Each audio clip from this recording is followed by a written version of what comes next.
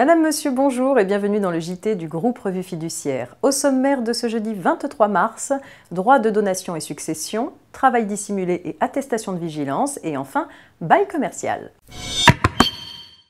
La réduction pour charge de famille des droits de succession ou de donation dont bénéficiait le donataire ou l'héritier est supprimée pour les successions ouvertes et les donations consenties à compter du 1er janvier 2017.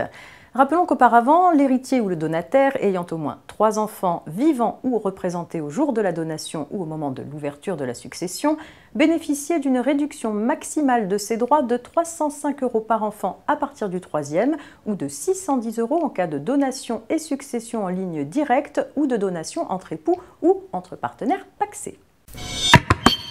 Travail dissimulé et attestation de vigilance à présent. L'entrepreneur principal ou le maître d'ouvrage qui a recours à un sous-traitant pour exécuter un contrat d'un montant d'au moins 5 000 € hors taxe doit vérifier que son sous-traitant déclare et paye régulièrement ses cotisations sociales à l'URSSAF.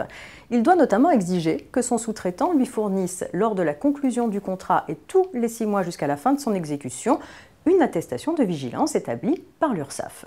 Selon la Cour de cassation, cette attestation ne peut pas être délivrée à l'entreprise qui conteste par recours contentieux sans les payer les cotisations et contributions sociales qui lui sont réclamées par l'URSSAF à la suite d'une verbalisation pour travail dissimulé.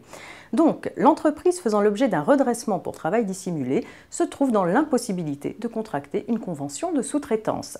La Cour de cassation a précisé que le juge, saisi d'une contestation du refus de délivrance de l'attestation de vigilance par une entreprise faisant l'objet d'un redressement pour travail dissimulé, ne peut prendre des mesures pour prévenir un dommage imminent causé par l'impossibilité pour l'entreprise redressée d'exercer son activité que si la décision de redressement lui paraît manifestement infondée.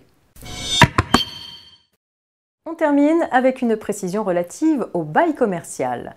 En principe, le locataire d'un bail commercial peut donner congé à l'expiration d'une période triennale, au moins 6 mois à l'avance, par lettre recommandée avec demande d'avis de réception ou par acte extrajudiciaire.